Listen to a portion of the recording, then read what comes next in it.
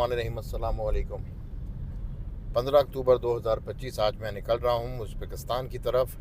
امام احمد رضا خان کے نقش قدم پہ چلنے کی اور اس روحانیت کو، اس فیض کو پانے کی کوشش کروں گا۔ آپ کو ساتھ ساتھ تاریخ کے وہ ان سنے واقعات بھی بتاؤں گا جن کو جوڑ کر ہم اپنے حال کو بھی بہتر کر سکتے ہیں اور مستقبل کو بھی۔ امام احمد رضا خان کا سمرقند بخارا سے کیا تعلق رہا؟ امیر تیمور کون تھے؟ اس کے علاوہ حضرت امام بخاری رحمۃ اللہ علیہ اور ان سب کی جو سرزمین ہے وہ ہے ازبکستان۔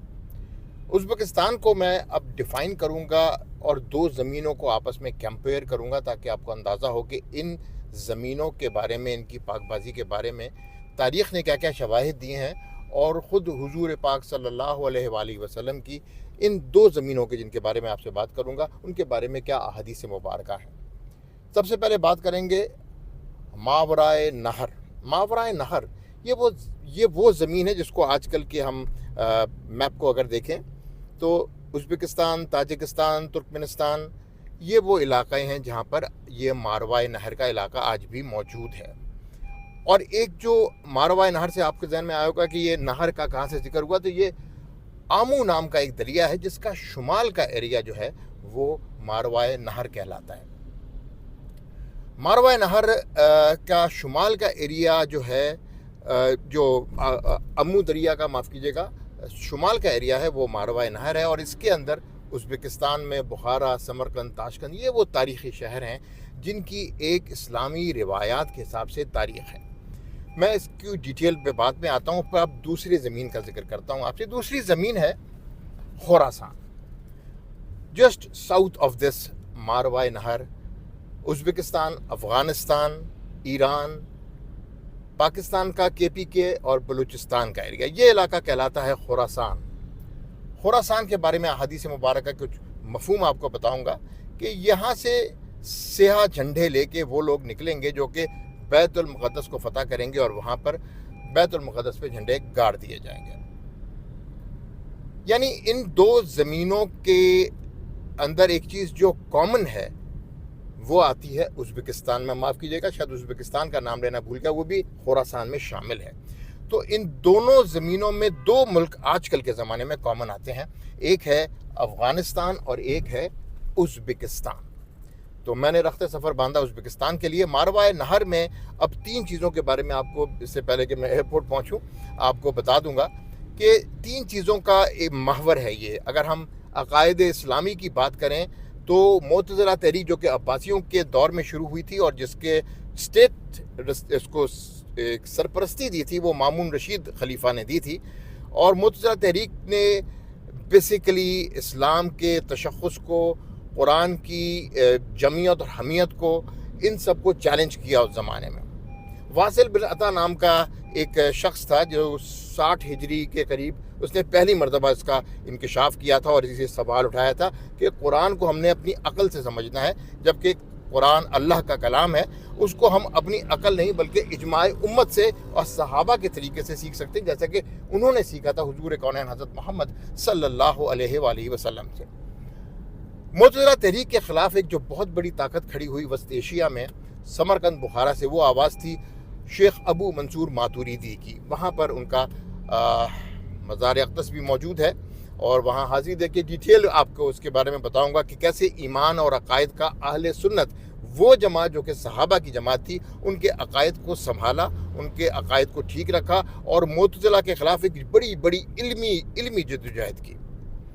اب آتے ہیں جناب اگلی چیز پہ جو کہ سمرقند اور بخارا کا حصہ تھا، وہ ہے تصوف۔ تصوف میں قادریہ سلسلے کو فالو کیا جاتا تھا، لیکن بانی جو تھے نقش بندی سلسلے کے، حضرت بہاؤالدین نقش بندی، خواجہ بہاؤالدین نقش بندی رحمۃ اللہ علیہ، وہ بھی سمرقند بخارا کے علاقے میں رہے۔ انہوں نے ساری زندگی وہاں پر اپنی گزاری اور نقش بندی سلسلے کی شروعات کی۔ اب نقش بندی سلسلے کو ویسے تو امام احمد رضا خان قادری تھے، لیکن ماتوریدیت کو بہت زیادہ نافذ کیا، انہوں نے انشور کیا کہ جس زمانے میں معتزلہ کا اگلا سٹیج یعنی سر سید احمد خان اور یہ لوگ آ گئے تھے، I call it second stage of معتزلہ تحریک، انہوں نے بھی قرآن کو عقل کی کسوٹی پہ پرکھنے کی بات کی، بہت سارے عقائد سے انحراف کیا۔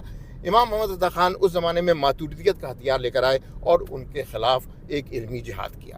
دوسری چیز، امام محمد رضا خان قادری تھے، لیکن انڈرسٹینڈ کرنے کی بات ہے کہ انہوں نے ماتوریدیت کا سہارا لے کر قادریت کے تھرو یہ کام کیا، لیکن نقش بندی سلسلے سے بہت کنیکٹڈ رہے.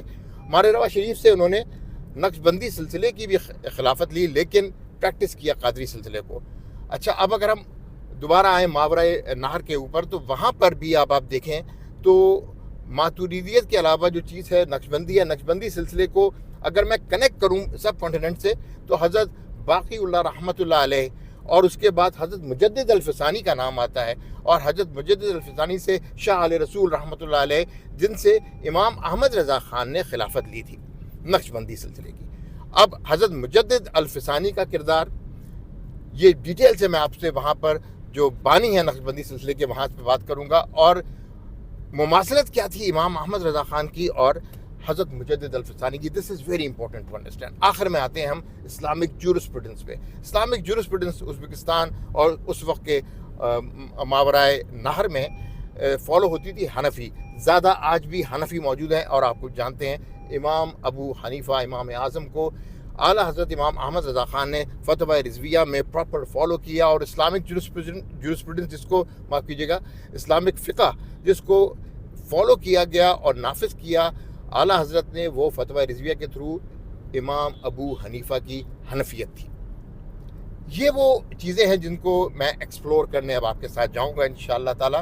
ابھی ہم راستے میں ہیں، ایئرپورٹ کی طرف جا رہے ہیں، تو میں نے سوچا کہ آپ سے یہ تھوڑی سی بات چیت کروں. ہاں، ایک چیز اور میرے ذہن میں آئی، ذرا غور کیجیے گا.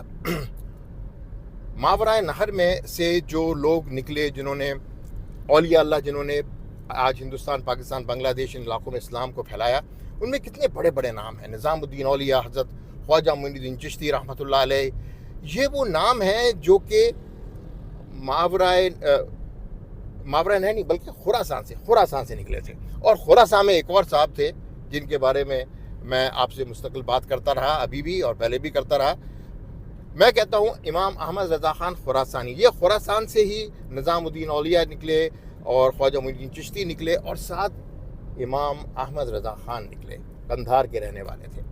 تو خراسان اور ماورائے نہر، یہ دو زمینیں اتنی امپورٹنٹ زمینیں ہیں، اور اسلامی تاریخ میں ان کو کافی حد تک مسخ کر دیا گیا، یا ان کو اس طرح سے پروپیگیٹ نہیں کیا گیا.